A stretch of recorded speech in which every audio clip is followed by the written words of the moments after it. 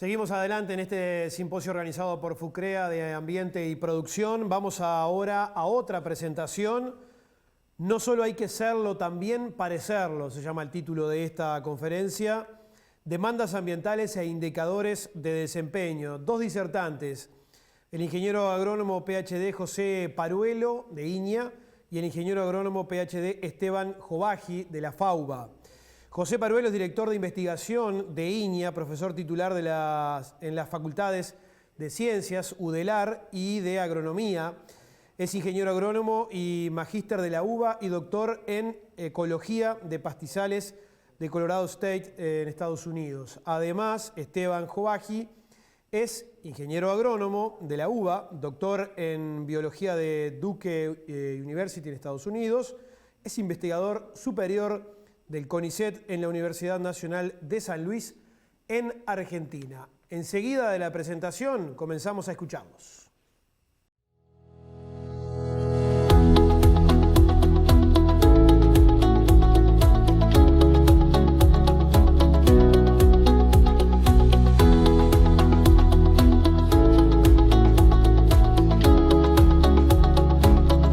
Hola, buenos días. En esta charla vamos a compartir el espacio, Esteban Jovaji y yo, José Paruelo. Tratamos de ponernos de acuerdo de cómo particionar las cosas y no fue posible, así que lo mejor fue tratar de armar una charla en conjunto en donde vamos a hablar un poco de las demandas que tiene el sector agropecuario en términos en relación con temáticas ambientales y qué indicadores de desempeño se pueden generar, con la idea de que no solamente tenemos que ser cuidadosos con el ambiente, sino que también tenemos que parecerlo para distintos actores que generan esas demandas. La motivación, como ustedes saben, surge del trabajo que hizo el movimiento CREA en relación con la sostenibilidad ambiental y con esta tabla que resume las opiniones de los miembros, que para mí fue muy impresionante, de mostrar el nivel de preocupación que tienen los productores, por lo menos los productores del movimiento CREA, en relación con los temas ambientales. En esta charla lo que vamos a presentarles, en la siguiente diapositiva lo listamos, después de hacer una suerte de tormenta de ideas con Esteban y tratar de ver los temas que configuraban un relato en torno de las demandas y de los indicadores.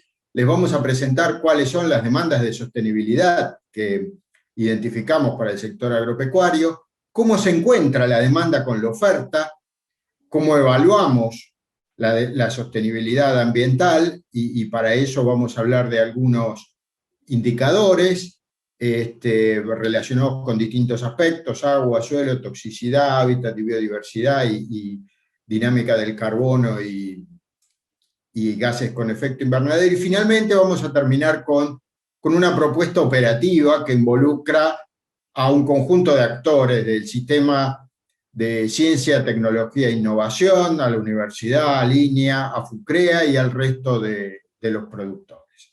Bueno, es un placer compartir este evento, representación de Saras, desde Maldonado, la institución en la que trabajo desde ya varios años, y compartir también con José Paruelo, viejo amigo y colega, estas reflexiones sobre la sostenibilidad y las formas de caracterizarla y medirla.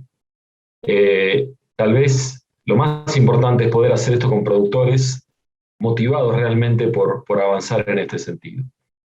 No sería bueno arrancar a hablar de sostenibilidad en un país como Uruguay sin detenernos antes a ver un hecho que tal vez es obvio para muchos, pero que no deja de ser impresionante, y es que un país como Uruguay está vuelca su tierra a producir bienes que se consumen fuera del país en el orden de unos 2/3. 2/3 de la tierra uruguaya se destina a esas flechas que se muestran en esta figura, que reflejan el valor de las mercancías, de commodities que salen del país hacia otros destinos. menor, de todas formas, es ese otro tercio de la tierra destinado a alimentar a la gente en Uruguay. También es de remarcar el hecho de que de 2000 a 2015 el crecimiento de la exportación de commodities agrícolas ha sido fenomenal, acompañando una tendencia que vemos en todo el continente latinoamericano y especialmente en los países del Cono Sur. La agricultura participa dominantemente en este flujo, acompañado por detrás por los productos forestales. Bien, asociado a esta transformación del sistema alimentario global, crecen las demandas en relación a la sostenibilidad ambiental.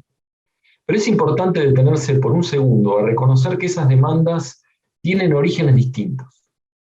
Que un lote se mantenga, digamos, saludable y productivo en el tiempo es algo que nos preocupa desde hace muchísimo tiempo, mucho antes de que acuñáramos el término sostenibilidad. Sin embargo, la gran revolución es que ahora hay un enjambre de demandas y de preocupaciones. Si arrancamos desde el lote, los lotes vecinos que se ensamblan y hacen un establecimiento, también tienen demandas a un lote en particular respecto a la sostenibilidad. Si seguimos subiendo en escala, los lotes productivos están integrados entre sí en un sistema hidrológico que es el de una cuenca y pueden de esa manera vincularse, por ejemplo, a pueblos o zonas urbanas. Y las demandas entonces de sostenibilidad pueden venir desde ese punto. Tal vez lo más impactante en el tiempo actual es la cantidad de demandas que tienen su origen a nivel planetario. Alguien hace algo en un lote o deja de hacerlo por una presión que surge desde la otra punta del planeta. En este contexto entonces de globalidad y de demandas de orígenes muy distintos en escala, es que puede ser útil entonces reconocer que tenemos, por un lado, estas escalas de las que les hablé, pero por otro lado, dimensiones distintas de la sostenibilidad ambiental. Ya hablamos de la idea de que los suelos tienen que mantenerse saludables y productivos. Esa es una demanda muy antigua, tan antigua como la agricultura o aún anterior, ya en las tierras de pastoreo esto preocupaba. Pero en esa vinculación, la demanda que tenemos hacia la sostenibilidad de un suelo está vinculada con la demanda que tiene, por ejemplo, aguas abajo, una represa que no quiere recibir sedimentos que la colmatan, o un país que tiene preocupación por mantener ese capital natural más allá de lo que le preocupa a un productor. Por otro lado, tenemos desde la otra punta demandas como la de secuestrar o reducir las emisiones de gases de efecto invernadero.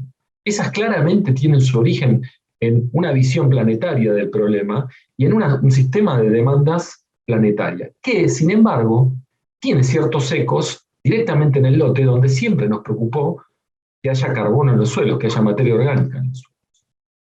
Sin embargo, no necesariamente esta vinculación es perfecta. Por ejemplo, en un arrozal podemos estar manteniendo bastante estable la materia orgánica, pero aún así perder metano, y estamos generando un efecto invernadero neto que queremos mitigar. Entonces, estas relaciones tienen sus complejidades. El caso del agua es muy interesante, en donde las demandas nacen ya no de los lotes, sino generalmente de una zona intermedia, la que yo llamo barrio o cuenca y que puede llegar al nivel de país. La calidad del agua que recibe una localidad y su relación con los lotes. Y entre sí, estas dimensiones distintas ambientales también están relacionadas. Mantener materia orgánica en un suelo, además de permitirnos secuestrar carbono, nos mantiene ese suelo sano. Pero no todas las relaciones son ganar-ganar. Por ejemplo, sabemos que existe cierto compromiso entre aumentar el stock de carbono en la biomasa y sobre todo la productividad y el consumo de agua que hacemos en una cuenca. De la misma manera están conectados a nivel global las demandas que tenemos, por ejemplo, en cuanto a carbono almacenado en bosques y la demanda de hábitat, de naturaleza que siga en pie y en su lugar. Es entonces, que en esta maraña de demandas tenemos la llegada a nuestros lotes y a nuestro sistema de producción por distintos carriles. Y si bien los productores de Fucrea plantean que hay que mejorar y conservar el ambiente más allá de las demandas que recibimos, está bueno pegarle un vistazo a esas demandas que vienen de afuera. Y como ejemplo, tenemos varias. Tenemos demandas que vienen por el lado de las regulaciones territoriales. La ley de suelos en Uruguay es un ejemplo, en Argentina tenemos la ley de bosques nativos. Pero también tenemos regulaciones comerciales. Por ejemplo, restricciones al comercio de madera nativa. Esas terminan afectando lo que hacemos en un lote. Por otro lado, hay todo un carril, que es el de incentivos y castigos, que pueden ser tanto públicos o privados, y que se manifiestan, por ejemplo, en certificaciones, tipificaciones, huellas.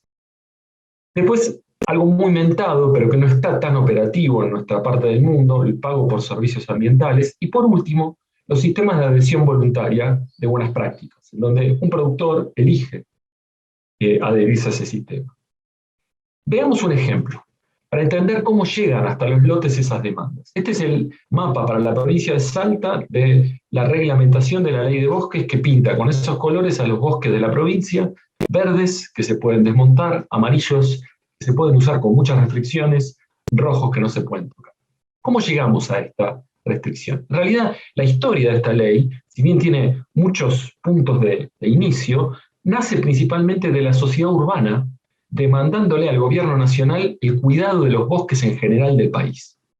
Entonces, arrancando desde ese lugar, las provincias se ven obligadas a reglamentar esa ley y con distintos procesos, más legítimos, menos legítimos, más conflictivos o menos, terminan coloreando sus bosques con este criterio. Un ejemplo que apunta a la misma dimensión ambiental, pero que tiene un carril totalmente distinto, es el que les muestro acá. Esta plataforma es bastante nueva, surge de una organización no gubernamental, tiene asiento en Suecia, y lo que está buscando es trazar el camino de los commodities, que vienen principalmente del cono sur, commodities que preocupan mucho por su huella ambiental. En este caso les muestro la carne en Paraguay.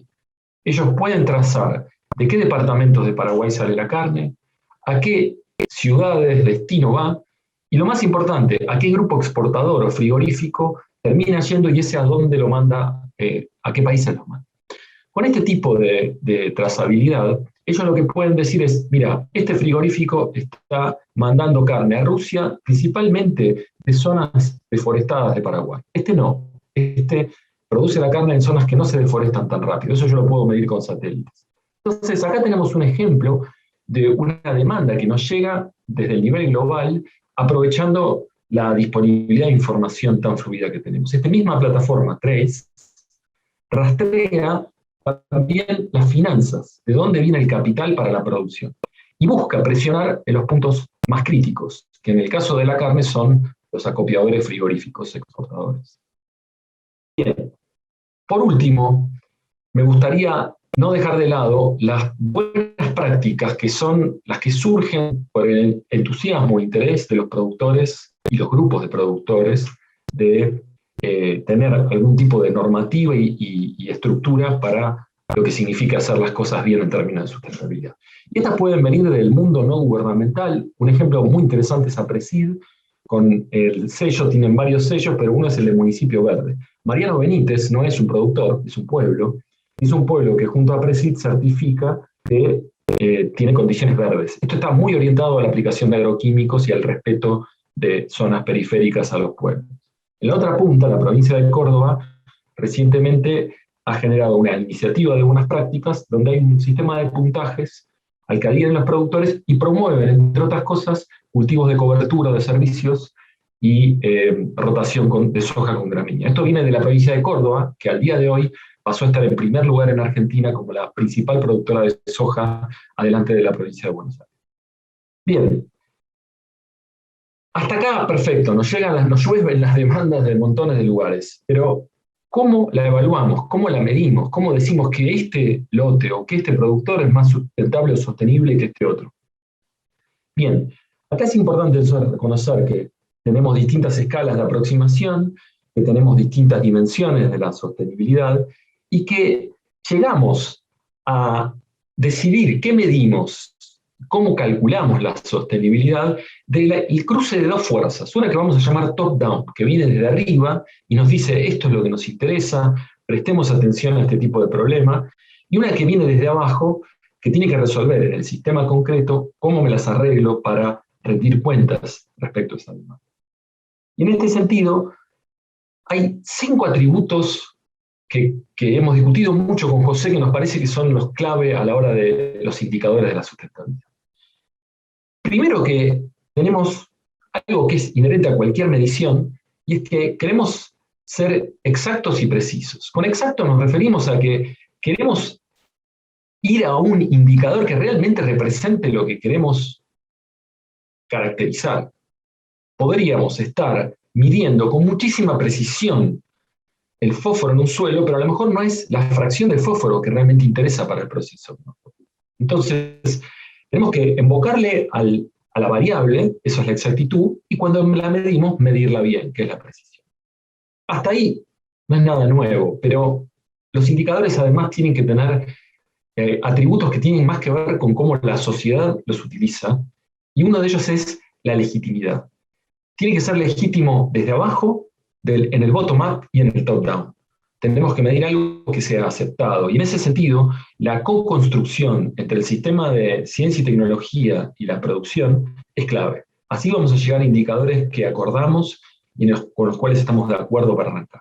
Además, tienen que ser prácticos. Si es caro, lleva mucho tiempo o no tiene calidad, el indicador no sirve.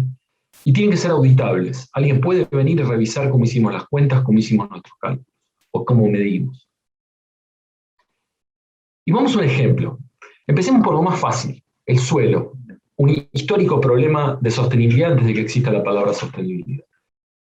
Justamente, como es tan vieja esta problemática, particularmente la de la erosión hídrica, ya desde los años 50 existe un modelo bastante aceptado, legítimo podríamos decir, que es el Usler-Ruhle, que permite con una ecuación estimar cuánto será la erosión en función de, por ejemplo, distintas cubiertas de suelo que tengamos o distintas prácticas.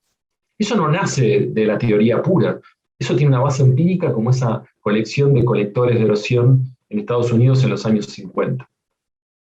Pero algo que es interesante, aún así, aún después de 50 años de usar esto, tenemos que hacer una sintonía fina de estos indicadores, y en el caso de Uruguay hay una base de información muy fuerte del sistema de ciencia y técnica, Udelar e INEA, con trabajos de García Prechak y muchos colaboradores, tomaron el trabajo de medir 360 tormentas y su erosión y generar ajustes mucho más apropiados para las condiciones del Uruguay. En el caso del agua, acá les quiero mostrar cómo podemos echar mano de herramientas mucho más modernas, como son los sensores remotos, los satélites, y midiendo el verdor de la cobertura y la temperatura de la cobertura del suelo, uno puede, por ejemplo, saber que las forestaciones, a medida que van creciendo y van volviéndose más consumidoras de agua, cruzan el umbral de lo que consume un pastizal. Entonces, de esta manera, en una cuenca podemos saber cuánta agua se está llevando una actividad respecto a la otra de una manera bastante fina. Acá estaríamos analizando qué pasa con lo que la jerga del agua se llama el agua verde, el agua que llega desde la lluvia y mantiene el funcionamiento de los campos y del sistema hidrológico. Pero es interesante que sectores como el arrocero tienen también una demanda en relación al agua azul, que es el agua que ya está corriendo por arroyos y forma parte del sistema hidrológico. Y acá viene un gran tema con los indicadores de la sustentabilidad. Este es un ejemplo típico de un indicador top-down, que es el de las huellas hídricas. Tan fuerte para el arroz dentro de los cereales es un cultivo que consume mucha agua, obviamente por su manejo, y existe una iniciativa global, que es la iniciativa de arroz sustentable o sostenible, que tiene todo un sistema de certificación en el que incluye la eficiencia en el uso del agua. Ahora, como toda eficiencia, si vamos a medir cuántos kilos producimos por litro de agua consumida, estamos asumiendo que los litros de agua consumida valen lo mismo en todas partes. Y por ejemplo, podemos estar metiendo en la misma bolsa las condiciones del Uruguay, con 1.300 milímetros de lluvia al año en promedio en el territorio, y solo 20 habitantes por kilómetro cuadrado, con la de Pakistán, que está usando el agua de un país que es mucho más seco, y en donde vive muchísima más gente. Entonces, ¿tiene sentido que valoremos el agua de igual manera y usemos una huella única como es la de carbono para el arroz? Es acá donde discutir y revisar qué huellas compramos y cuáles no, qué indicadores queremos desarrollar, es clave. Para terminar con los indicadores que les quería mostrar, Respecto a la toxicidad, tenemos un montón de demandas en Argentina, podríamos decir que es uno de los puntos más críticos de la demanda hacia el sistema de producción de granos nuestro, y existen muy buenos sistemas para hacer una cuenta, que básicamente es una cuenta de almacenero, pero está nutrida por buenos registros del establecimiento y buen conocimiento de la toxicidad de los productos, tanto para insectos como para mamíferos. Y así, al día de hoy, por ejemplo, sabemos que del año 87 al 2019, la soja siguió una evolución de toxicidad que llegó a su máximo en 2007-2008, pero decreció recientemente. Mientras que maíz, que venía muy bajo, ha levantado su impronta tóxica, en este caso considerando también las áreas. Bueno, lo dejo a José seguir con una serie de indicadores más y nos vemos enseguida. Esteban nos estuvo contando, además de lo de la demanda, indicadores que tienen que ver con el suelo, básicamente con la erosión, con el agua y con la toxicidad. Me iba a concentrar ahora en otro grupo de indicadores, los que tienen que ver con lo que genéricamente se llama biodiversidad y con lo que vinculamos a emisiones netas o dinámica del carbono, el balance neto de gases con efecto invernadero. Y voy a presentar algunos ejemplos. ¿Por dónde quería empezar? Por tratar de poner en contexto la idea de biodiversidad. Y asociamos todo, la idea de biodiversidad, a contar entidades, que generalmente son especies, de distintos taxa, aves, artrópodos, plantas, mamíferos, etcétera, etcétera. Centramos el concepto de biodiversidad en el concepto de especie y en la composición, en el número y eventualmente en la abundancia relativa de eso. Pero el concepto de biodiversidad es mucho más amplio que el de contar especies.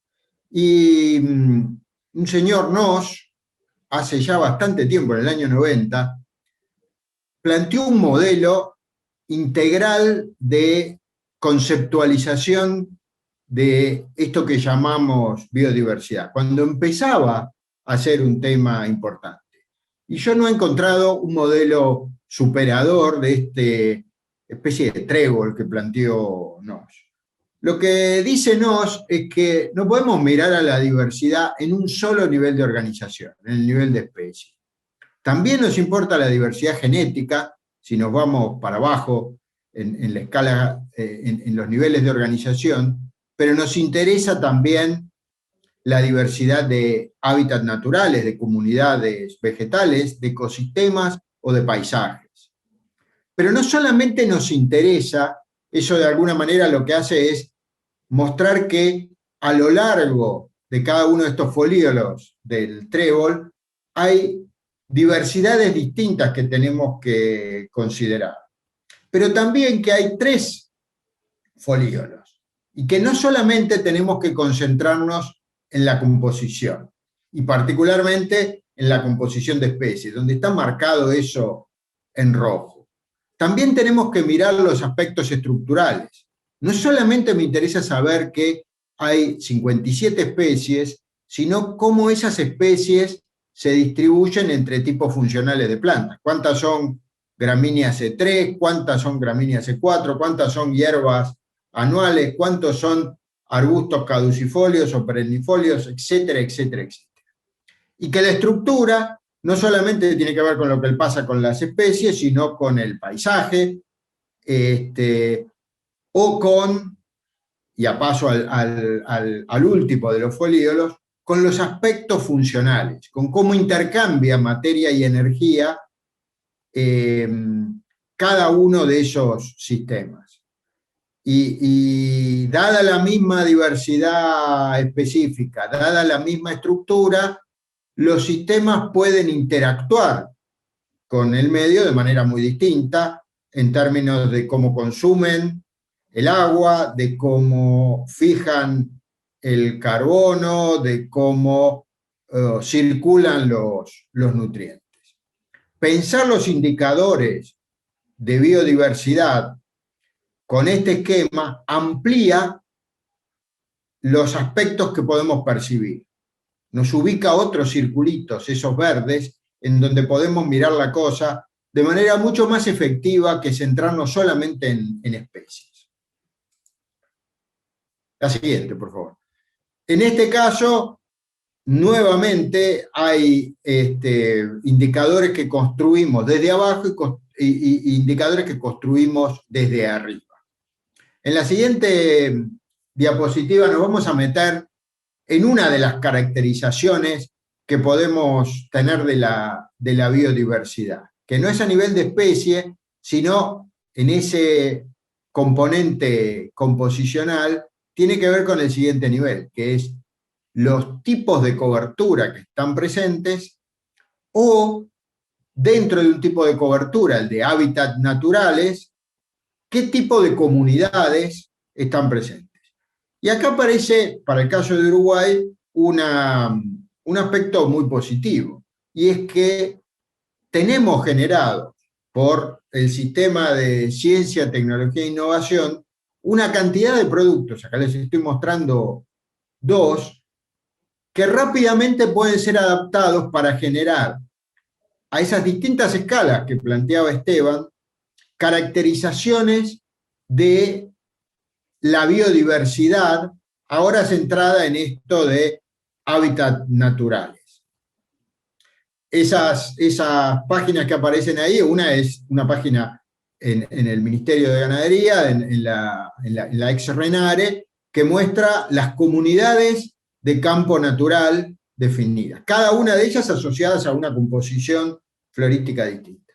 Y el otro mapa, el primero, es una iniciativa en la que participan la UDELAR, ELINEA, la Universidad Federal de Río Grande do Sul, el INTA, el Ministerio de Ambiente de Uruguay, o sea, un abanico institucional muy grande que caracteriza desde el 2000 hasta ahora los tipos de cobertura del suelo. ¿Qué se puede hacer con eso? En la siguiente diapositiva vemos que a partir de esos mapas, ahí está centrado en la región centro-sur, si uno tiene esa caracterización, puede, para alguna de esas escalas, por ejemplo, una escala arbitraria que describiría un paisaje, una celda de 5 por 5 kilómetros, de 2.500 hectáreas, como aparece en el siguiente mapa, caracterizar la proporción de hábitats naturales. O sea, hay celdas en donde esa proporción es cercana al 100%, y hay otras en donde solamente un 20% de eso está ocurriendo. En términos de indicar el desempeño ambiental, esto nos está diciendo mucho, porque detrás de esos hábitats naturales hay una lista de especies, hay hábitats para una cantidad de especies, de aves, de mamíferos, etcétera, etcétera. En la siguiente diapositiva, bueno, perdón, ahí estaba mostrando dónde enfocábamos la caracterización en el diagrama de Knox. O sea, nos movíamos respecto de la caracterización de especies individuales. En la siguiente diapositiva vamos a ver cómo hacemos con esto que tiene que ver con la dinámica del carbono, lo que genéricamente se denomina secuestro de carbono. Y ahí aparece otro concepto que resulta importante y que adquiere importancia desde la mirada que el resto de la sociedad hace de los sistemas agropecuarios, que son los servicios ecosistémicos, o sea, los aspectos estructurales y funcionales de los agroecosistemas que generan beneficios que son apropiados por parte de la sociedad. Y uno de esos beneficios es la capacidad de regular la cantidad de gases con efecto invernadero, en general ligados al carbono, también algunos óxidos de nitrógeno. Y eso se puede medir de maneras muy distintas. Acá les cuento un índice de oferta de servicios ecosistémicos de regulación y de soporte que tiene una serie de ventajas, que es una simplificación, como en todos los casos, pero que tiene una serie de ventajas. Primero, no requiere ir al campo para medir, o sea, puede ser construido a partir de información que proveen sensores remotos. Puede ser construido a distintas escalas, desde una parcela de 10 metros por 10 metros hasta todo el país. Y la otra ventaja que tiene es que conceptualmente, en términos de cómo impactan los componentes que forman parte de este índice en definir la oferta de servicios ecosistémicos, hay una conexión muy clara. Este índice se construye a partir de la cantidad total de carbono que fija ese sistema y cuán estacional es. Un sistema tiene una oferta de servicios ecosistémicos mayor cuanto más produce, pero además cuanto más uniforme a lo largo del año es esa producción. Y la otra cosa que es interesante en relación con esto es que uno puede caracterizar el valor de ese indicador en el espacio y comparar este lote con este lote, este predio con este predio, esta cuenca con esta otra cuenca, pero también comparar una misma cuenca, un mismo predio a lo largo del tiempo. Porque como está basado en datos provistos por sensores remotos, hay un registro que ya tiene más de 20 años de datos. Entonces podemos tener la foto de hoy, pero podemos tener la película de los últimos años y ver si eso estuvo aumentando o estuvo disminuyendo o permaneció más o menos constante. Por eso hablamos de las tendencias del IOS. Y uno puede traducir eso, en el caso, como vemos en la diapositiva siguiente, en mapas, en donde describe acá arriba el valor promedio de ese índice de oferta de servicios ecosistémicos solamente para los hábitats naturales, para los pastizales, los campos naturales, para todo el sistema que queda incluido dentro de esas celdas de 2.500 hectáreas, o los dos gráficos de abajo, las tendencias que muestran en el tiempo. Y vemos que hay algunas celdas que son más oscuras, en donde hubo un deterioro de la oferta de servicios ecosistémicos, ese índice fue bajando, y otras celdas en donde permaneció constante, no sufrió modificaciones. Y eso también lo podemos hacer separando para los distintos tipos de hábitat. La siguiente. Ahora queríamos pasar, digamos, hicimos un repaso de potenciales indicadores que podemos usar. Dejamos en el tintero un montón que fueron generados local y regionalmente, que tienen estas características de practicidad, de un aspecto de la legitimidad, que es el soporte empírico y conceptual que provee el sistema de ciencia, tecnología e innovación. Falta generar el otro, que es muy importante, que es el de la legitimación social en los distintos ámbitos. ¿Cómo pasamos de esta lista a una acción, una alternativa operativa que obviamente tiene que involucrar a un montón de actores, a los productores, a las organizaciones como FUCREA y a las distintas organizaciones, instituciones que constituyen esto que llamamos el sistema de ciencia, tecnología e innovación. Y ahí hay dos cuestiones que podemos hacer. Podemos usar los indicadores para documentar cómo estamos haciendo las cosas en términos ambientales. Eso es extremadamente importante para hacer frente a esas demandas, que tienen que ver con certificaciones, con regulaciones que habrá que cumplir, o con la captura de determinados incentivos. Y el otro tiene que ver con no solamente documentar, satisfacer las demandas, sino con la posibilidad de usar estos indicadores de desempeño ambiental para aprender y mejorar. Y ahí queremos hablar de dos cosas. Una es del concepto de buenas prácticas inductivas y de el uso de algoritmos de recomendación.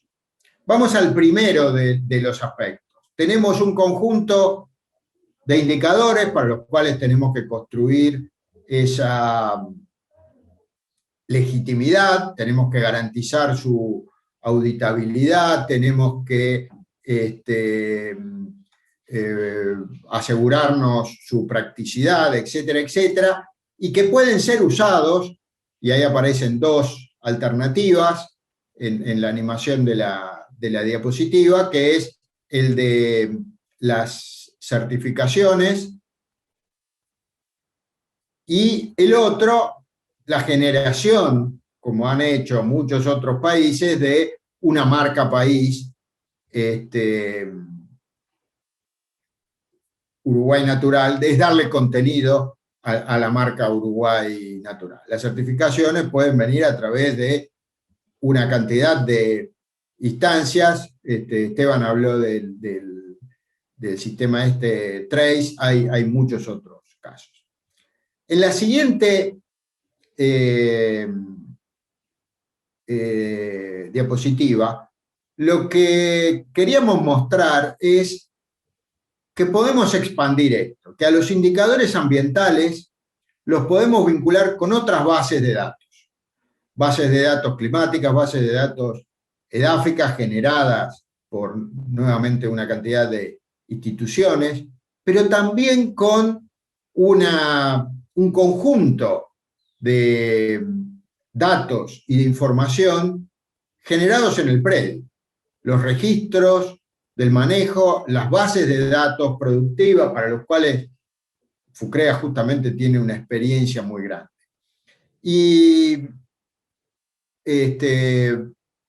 vincular esa información con la gestión y el manejo. El resultado, el desempeño, va a ser una consecuencia de la gestión y el manejo que, en todo caso, vino asociado o refleja un conjunto de buenas prácticas que fueron generadas de manera deductiva, desde arriba. De alguna manera, un conjunto de expertos pensó una manera de gestionar y de manejar los recursos naturales que eventualmente genera un desempeño. Una de las cuestiones interesantes es que podemos combinar estos indicadores en el espacio, muchos predios para los cuales se está generando esta información, que aparece en la segunda animación como una colección de datos que involucra cientos, miles de productores, y a partir de eso generar eso que llamamos ciclos de aprendizaje. O sea, de este conjunto de indicadores y de los registros productivos y de gestión de bases de datos climáticas, usando estos algoritmos de recomendación que involucran inteligencia artificial, minería de datos, podemos identificar cuáles son la combinación de acciones de manejo y de gestión que determinan el mejor desempeño ambiental. Esto, imagínense que es inabordable desde el punto de vista experimental tradicional. No podemos armar un experimento que combine distintas combinaciones de recursos forrajeros, distintos manejos del pastoreo, distintas estructuras de los rodeos, distintos manejos sanitarios, etcétera, etcétera. Pero sí podemos registrar toda esa información y usar estas herramientas analíticas para identificar qué combinaciones determinan el mejor desempeño. Lo cual genera ahora un conjunto de buenas prácticas empíricas, observadas, inductivas, llamémosle, y que surgen de mirar el comportamiento desde abajo del sistema, en realidad de un conjunto de sistemas que retroalimentan el proceso de gestión y de manejo, pero que también alimentan la comprensión que nosotros tenemos acerca del sistema. Esas buenas prácticas inductivas son un insumo para la gestión y el manejo, pero también son un insumo para el sistema de ciencia y tecnología para generar nuevas prácticas, deducir nuevas prácticas que no necesariamente aparecían en las combinaciones que habíamos estado viendo.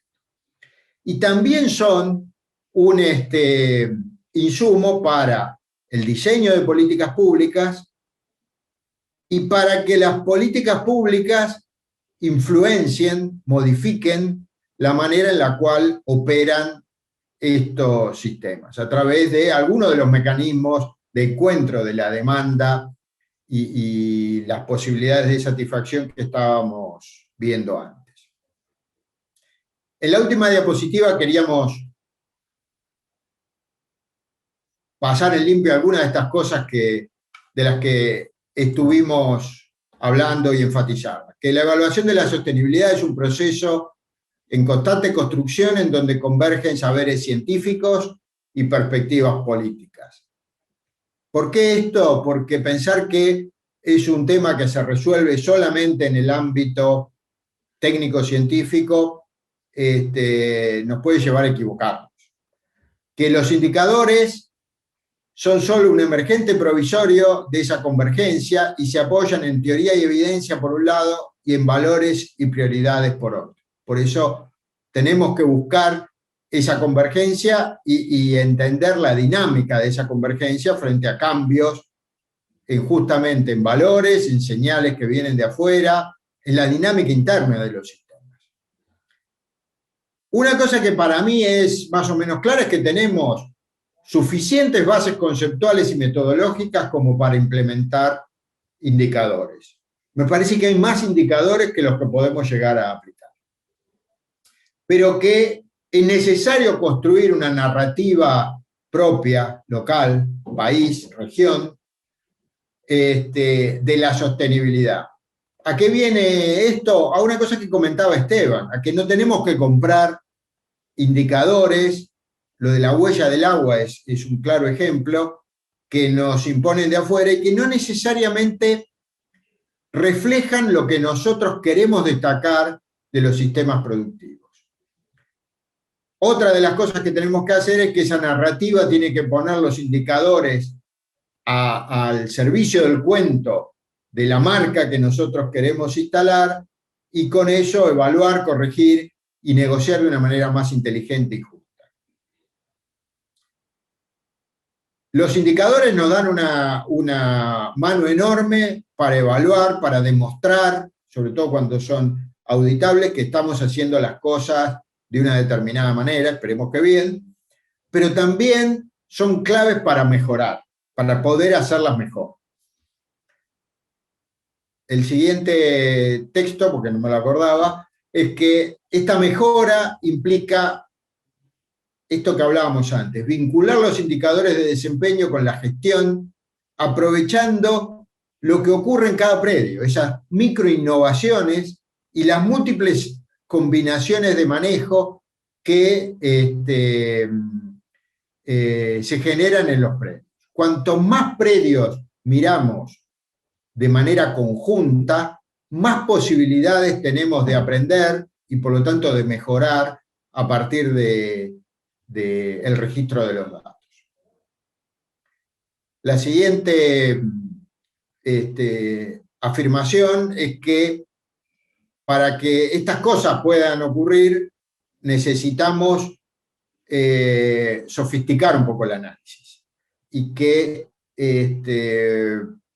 las herramientas que proveen, las técnicas de inteligencia artificial, los procesos de automatización del registro de los datos y la minería de datos pueden jugar un papel muy interesante. De alguna manera, si uno fantasea un poco, debería haber con estos algoritmos de aprendizaje la posibilidad de generar lo que genera Spotify en relación con nuestras posibilidades de escuchar música. Generar recomendaciones a medida en función del comportamiento de uno, pero también del resto de la comunidad que usa Spotify o del resto de la comunidad que genera manejos y evalúa su desempeño. Muchísimas gracias. Esperamos no haberlos aburrido y sobre todo no haberlos confundido más en relación con esto del uso de indicadores para evaluar la sostenibilidad.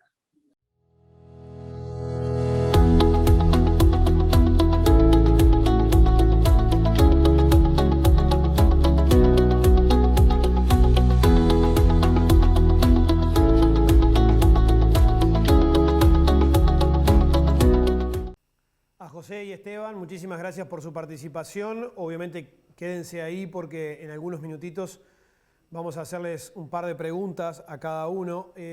Ahora vamos a recibir también vía Zoom los comentarios del doctor Gerardo Hevia. Gerardo Hevia es doctor en Medicina y Tecnología Veterinaria por la Universidad de la República. Actualmente se desempeña como director nacional de Biodiversidad y Servicios Ecosistémicos en el Ministerio de Ambiente. Gerardo, buenos días. Te comenzamos a ver a partir de este momento. Bueno, buenos días. Muchas gracias. En primer lugar, agradecer a FUCREA la oportunidad de participar en este encuentro.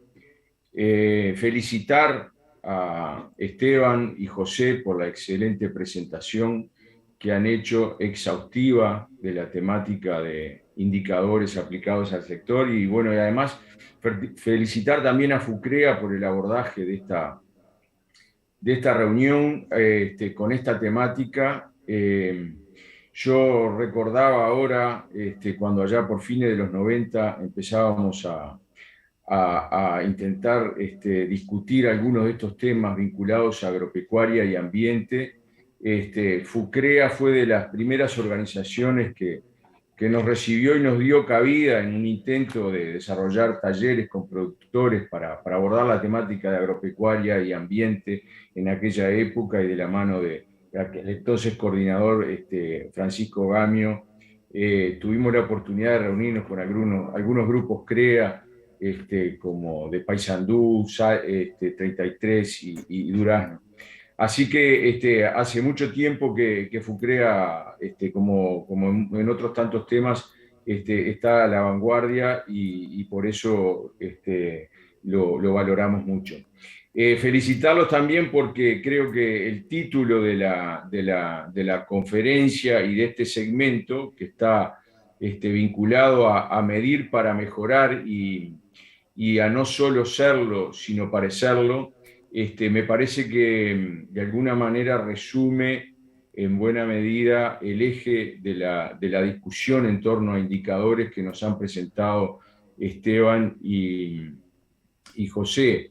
Y sobre lo que ellos presentaron exhaustivamente, yo voy a enfocarme específicamente en algunos comentarios sobre el tema de la demanda y sobre la escala.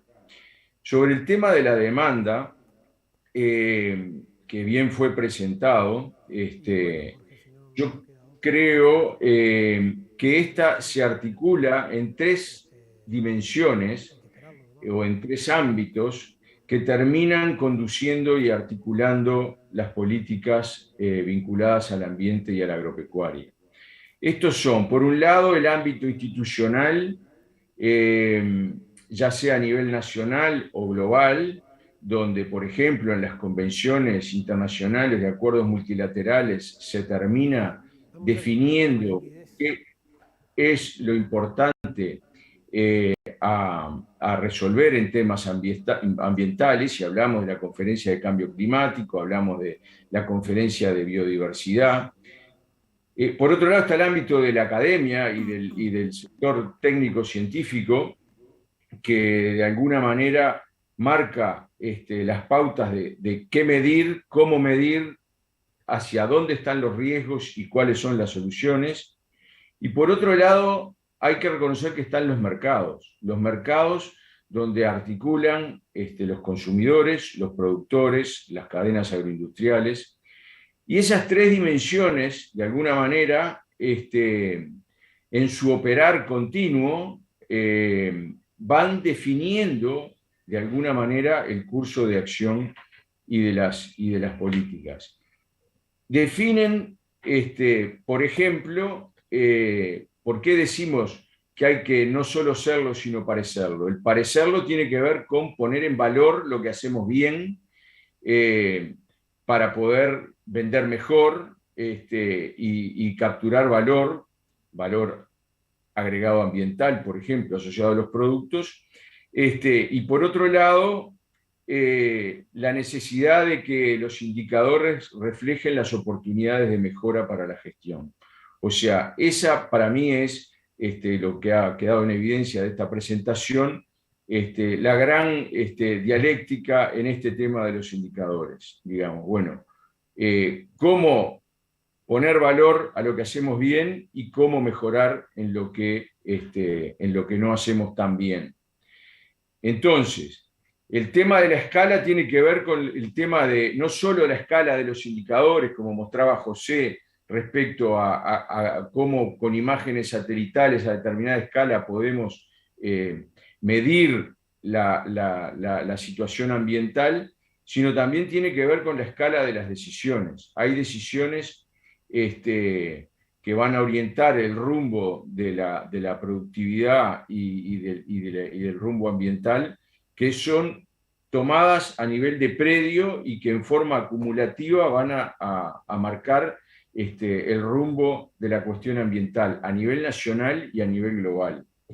Y hay decisiones que son a nivel de país. Por ejemplo, los compromisos internacionales que asume el país ante las convenciones, por ejemplo, como cambio climático, o ante la Convención de Diversidad Biológica, son decisiones de país, y las políticas que se pongan al servicio de esas decisiones van a impactar a nivel de los productores y a nivel de toda la sociedad. Entonces, por tanto, la dimensión de la sustentabilidad, donde aquí se abordó principalmente el componente ambiental, y donde hay que tener en cuenta el componente económico y el componente social, como se expresaba en alguna pregunta que se puso al panel anterior, termina definiéndose a nivel de decisiones de predio y a nivel de decisiones país. Y en ese sentido, desde el rol que nosotros estamos hoy presentando acá, desde el Ministerio del Ambiente, queremos transmitir el mensaje que, bueno, nos parece importante que de alguna manera, por primera vez, el Ministerio de Ambiente y el Ministerio de Agricultura y Pesca han tomado una decisión institucional de abordar este tema, empezando por la cadena ganadera, en lo que se ha dado a conocer el Grupo de Trabajo para la Definición de la Huella Ganadera en Uruguay, y ha abordado este trabajo en forma, valga la redundancia, interinstitucional, trabajando con toda la institucionalidad técnica y científica y las capacidades que tiene el país en este sentido, para definir a nivel nacional, a nivel país, qué vamos a medir, qué cosas de esas cosas que vamos a medir con todos estos indicadores vamos a poder poner en valor, y qué cosas de esas que vamos a medir nos van a dar oportunidad de desarrollar políticas para mejorar lo que no estamos haciendo tan bien. De alguna manera, cómo vamos a orientar y conducir las políticas ambientales y productivas en una articulación que tiene que ser de arriba hacia abajo, porque tenemos que tener la gran figura para articular, como decía, en esos ámbitos internacionales y para la construcción de políticas para la mejora y para la construcción de la sustentabilidad. Así que eso era el comentario que quería dejar para la presentación. Bien, Gerardo, muchísimas gracias por tus comentarios acerca de lo que fueron las conferencias. Ahora tenemos dos preguntas, ya te dejamos liberado, Gerardo. Tenemos dos preguntas, una para José y otra para Esteban. Vamos a comenzar por Esteban. Esta pregunta dice, ¿cómo hicieron los productores en Córdoba para reconvertirse? ¿Cómo impactó esto en la economía de los predios? A ver si estás por ahí, Esteban. Sí, acá estoy. Gracias por la pregunta. Uno ve muy distintas reacciones y destacaría que tal vez la que divide las aguas más que ninguna otra es el tipo de vínculo que tiene quien produce con la tierra. Ustedes saben que una parte grande, más de la mitad de la tierra agrícola de productora de granos en Argentina se produce o se opera bajo alquiler. En ese tipo de situaciones uno ve mucho más volatilidad. Es más, me animaría a dar una metáfora tal vez extrema, pero nuestros sistemas se parecen cada vez más a los sistemas de pesquería en alta mar, en el sentido de que tenemos actores muy fluidos que se van moviendo según las oportunidades. Pero esta es una de las caras de la producción. La otra cara que tenemos es la de productores que, aunque alquilen tierra o no, tienen un pie firme en alguna tierra en la que tienen un vínculo de largo plazo, propiedad muchas veces. Y es interesante que ahí los grupos CREA son muy, muy especiales porque tienen ese vínculo de largo plazo con algunos de los predios o todos con los que operan. En esos casos vemos que se toman con mucho entusiasmo estas buenas prácticas porque hay un incentivo, pero además hay subyacente una intención de ir por algo más sustentable internamente para la producción, pero también con mejor aceptación de la sociedad que rodea los campos. En ese sentido, la iniciativa de Municipios Verdes de APRESID parece muy interesante, porque está, pero primero, segundo en la agenda de muchos grupos, la aceptación de la sociedad vecina a las prácticas que se llevan adelante. Ahora, en la otra parte de la matriz, esa que alquila y es muy volátil y dinámica, bueno, se complica y no siempre vemos que se toman estas iniciativas. Así que tal vez en un término más profundo hay que trabajar con mecanismos para actuar sobre eso. En el caso de la provincia de San Luis, aun cuando la tierra esté alquilada, se imponen reglas muy fuertes que van directamente al dueño, produzca o no en ese lote. Pero bueno, se va aprendiendo sobre la marcha en este sentido y hay una diversidad grande de productores con los que trabajar. Bien, gracias Esteban. Vamos a una pregunta para José. José Paruelo, ¿qué te parece más viable, dice esta consulta, usar la teledetección para monitoreo de predios individuales o trabajar más a nivel de región o cuenca?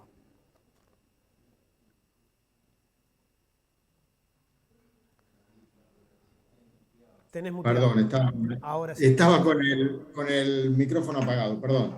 En realidad depende de qué objetivo se esté persiguiendo y como destacábamos, las demandas vienen de distintos sectores y actores. Hay claramente una demanda muy asociada a registrar lo que pasa en el predio, lo cual para lo cual la teledetección seguramente está en condiciones de darnos una cantidad de respuestas, y otras que tienen que ver con lo que pasa a nivel de cuenca y que probablemente estén más vinculadas con la definición de políticas. Esas dos cosas se articulan. Uno tiene que mirar simultáneamente lo que pasa a nivel predial y lo que pasa a nivel de cuenca. Y ahí aparecen desafíos de coordinación de decisiones individuales a nivel predial con el desempeño de una cuenca o de una región. Y enfatizo una cosa, la teledetección, que me ha dado de comer a mí desde el punto de vista académico, da un montón de respuestas, pero pasa a ser una línea más en un análisis clínico que después alguien, en el caso de la salud pública, un médico, tiene que mirar y tiene que vincular al análisis clínico. O sea, uno no confía en un médico que mira solamente los resultados de un análisis que le llega del laboratorio. Me genera más confianza a mí personalmente aquel que me revisa y que ve que independientemente de lo que diga el análisis clínico, tengo las dos piernas y puedo hablar con un mínimo de coherencia. O sea, me parece que existe una necesidad muy, muy clara y muy fuerte de vincular todos estos indicadores que tienen algún grado de sofisticación con la evaluación clínica a nivel de predio. Y así como existe una necesidad de vincular, vuelvo a la analogía con la salud pública, lo que le pasa a un individuo con su propia estructura y funcionamiento, digamos, el análisis también involucra el entorno. O sea, en dónde estoy operando como individuo determina mis posibilidades de enfermarme o las posibilidades de enfermar a otro. Y acá me parece que esa analogía cuenta. O sea, el desempeño el desempeño de un predio no puede desligarse de lo que pasa en el entorno. Y las presiones, los riesgos, las oportunidades que se generan a nivel predial están asociadas a lo que pasa en la cuenca. No los vería como una u otra, sino como la necesidad de complementarse y de tener las dos visiones.